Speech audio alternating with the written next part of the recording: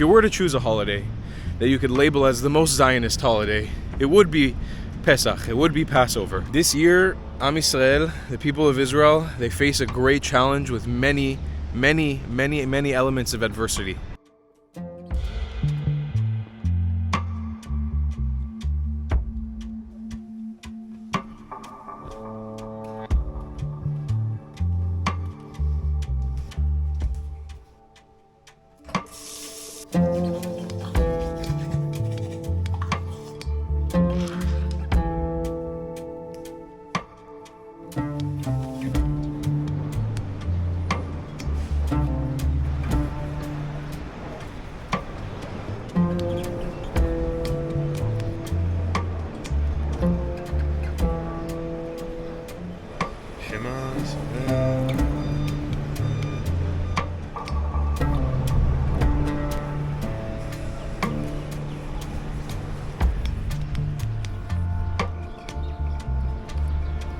Pesach, or Passover, is very different this year. Let's talk about it.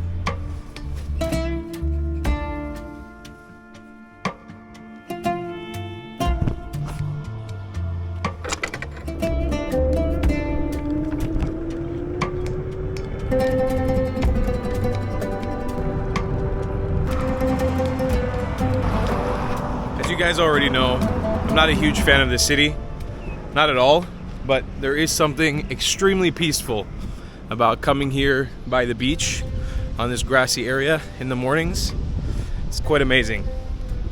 I want to start off by saying a massive thank you to everybody who has rallied behind me in YouTube's attempt to potentially deplatform me by removing all of my channels and not allowing me to create content anymore on YouTube. I know the situation is still a bit confusing. I'll explain more of it at the end of this video, but thank you, a massive thank you to everybody who's been rallying up behind me. I've been getting hundreds of messages from all over the internet, but we'll talk about it later. The reason why I'm pulling out a camera today to talk to you guys about Passover is because this Passover is different. For those of you guys who are well acquainted with Judaism, you know that the holiday of Passover is the story of Exodus. For those of you guys who don't know what Passover is, or Pesach in Hebrew, it is the story from the Bible, from the Old Testament, that follows Moses and his exodus from Egypt with all of Am Yisrael, or the children of Israel, the Hebrews, as they left slavery in Egypt and made their way to the promised land of Israel, where we are right now. The custom of this holiday every year is to sit around a table with your family or friends and read the Haggadah, which is the story of Passover. It's basically a novel that we sit down and read, and it's the testimony of both Moses, the Pharaoh, God, and everybody else who was involved in the story of freeing the Jewish people from Mitzrayim, from Egypt, and bringing them to the promised land after 40 years of wandering in the desert. Now, there's so many concepts that are both spiritual, metaphysical, historical, that take place in the story of Egypt that we use in our day-to-day life as Jews.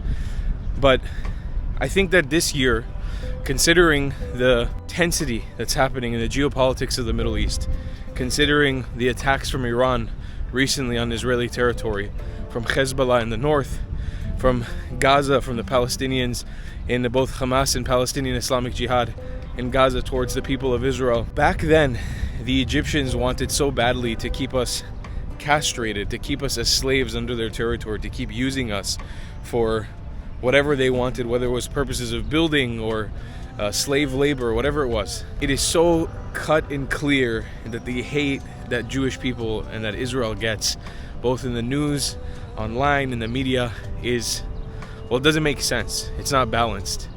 Because when we look at all kinds of conflicts that have happened in the Middle East throughout the last 100, 150, 200 years, and even beyond, never in the history of the world has a nation gotten so much unbalanced criticism of what many people would say is a successful military operation or a very small military operation, again, comparatively to many conflicts that have happened around the world. You can tell that even though the Egyptian Empire is gone and has fallen, and that we are no longer slaves to the Egyptian Empire, the mentality of Mitzrayim, this is something that people talk about in Jewish mysticism and spirituality a lot.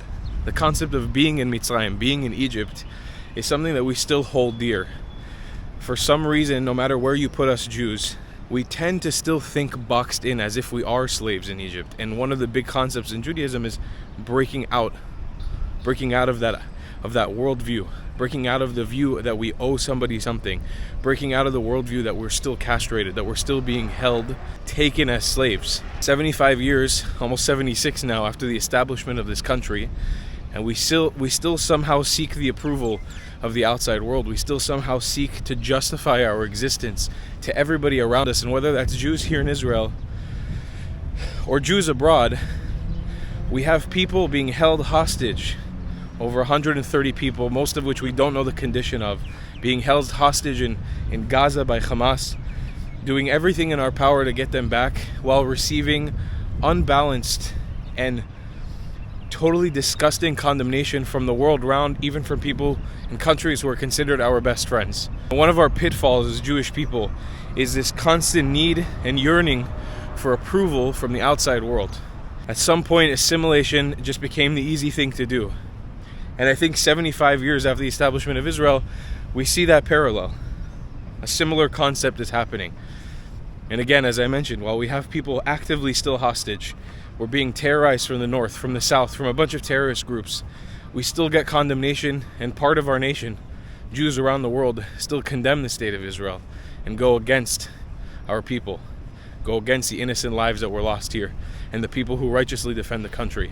There has been this concept I've been seeing recently on social media of labeling holidays as Zionist holidays, right? Because when we break down what Zionism actually means, it means the yearning for Jewish people to return to their ancestral homeland, which is Israel. If you were to choose a holiday, out of all the holidays, which pretty much all of them revolve in some element around Israel, if you were to choose a holiday that you could label as the most Zionist holiday, it would be Pesach, it would be Passover. The holiday literally tells the story of us being taken as slaves by our colonizers, put away, far away from our land, and God using us as a tool to get us back to where we're from, back to the land where we can worship God, and back to the land where we can be godly with our Creator.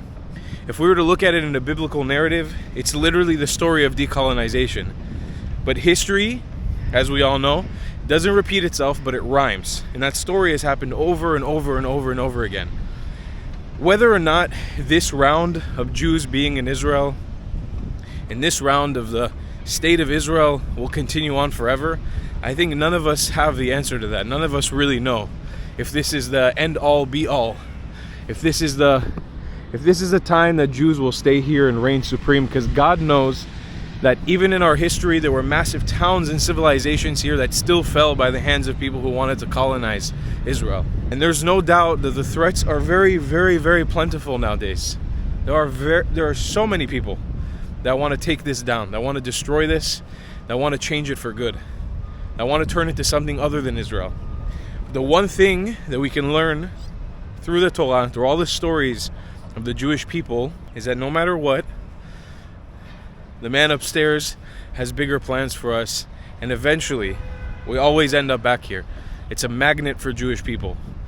You cannot take this piece of land away from the Jewish people. You might colonize it, you might build another civilization above it, you might kick us out of our homes, you might slaughter us, you might do horrific things to us.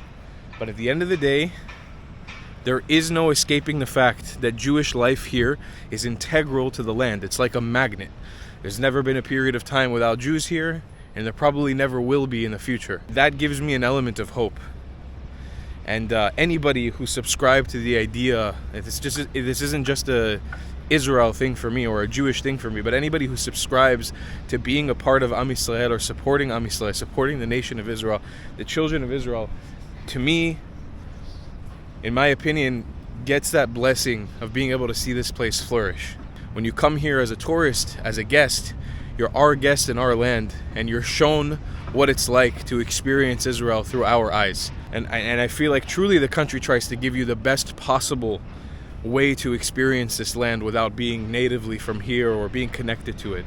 And that to me is super important as somebody who is proud of his culture and his heritage. This year, Am Yisrael, the people of Israel, they face a great challenge with many, many elements of adversity. And I myself am facing a similar challenge with my YouTube channel being threatened to be deplatformed. I don't know what is going to be the future of Israel or the future of this country or the future of this war. It's actually extremely hard to tell from the way that everything is going right now. We don't know where this is all going. And truly, to be honest with you, I don't know where the status of my content on YouTube is heading as well. It's a scary time. These are challenges that I really don't know and don't have answers to. But what I know, and I see parallels between these two things, between the support that you guys have shown me in my content to the support that I've seen from you guys to my country. The support is rock solid. The people are here. There's a vocal group of people who want to see the success of this country and everything that goes around it, and the beautification of it and the success of the people into the future. And then obviously that parallel to my content, there's a massive group of people who are rallying up behind me, who are ready to fight to keep me on this platform, who are ready to fight to keep me creating content. And that is something truly, from the bottom of my heart, I cannot thank you enough for. In both aspects, for loving my country, for loving my content. It's a massive sense of gratitude that I have for you. Kind of makes you think of the crossing of the Red Sea, huh? Even though it's a different sea, different side of the country completely. Not the same sea, not the same ocean at all. To all my fellow Jews that are watching, have an immensely powerful and happy Passover. Chag Sameach, Chag Pesach Sameach. I hope that you guys have a meaningful holiday. And to everybody who's watching who's not Jewish, who this holiday somehow doesn't pertain to you, what I recommend is, if you support and you're interested in Israel and to our story, take a time today to read or to watch a YouTube video about the story of the Exodus of Egypt. Take a minute to try to understand culturally where this holiday comes from and kind of the ideals of this country. When you listen to the story of Egypt, you'll understand how integral this piece of land is to our people and how integral it's been to our people for thousands of years. Imagine this holiday has been celebrated by Jews around the world in diaspora for thousands of years. It is one of the most important holidays to us, and it is an integral part of our culture. It's something we quote on a daily basis, and it's something we pray to every single day. Every single day. If you don't know much about the story of the Exodus of Egypt, I recommend watch some videos on it, learn about it today in honor of Passover, and I'll see you guys in the next one. Thank you all immensely for all of your support and trying to not get me deplatformed from YouTube. There's no answers as of right now, nothing clear. This channel is still technically supposed to stay up until they deem it a violation, and then they're warranted to take it down. I'm fighting the fight online right now to try to get the attention of YouTube, to make sure they know that this was a mistake. And all of you people vouching for me in the community tab, in the comments, making sure that YouTube knows you don't want me deplatformed. It's a huge help, and I'm hoping that it gets their attention. But I've got no answers for now. Thank you all. I love you long time. Goodbye, Klats. If you believe in my content and you want to support me, just know your help is needed. You can donate to the channel via PayPal, buying me a coffee, joining my Patreon community, or becoming a member here on YouTube. Although they take the biggest cut. There's links in the description to all my videos that'll point you in the right direction. Your support is the only way that I can keep creating the content that you love to watch for me. Thank you.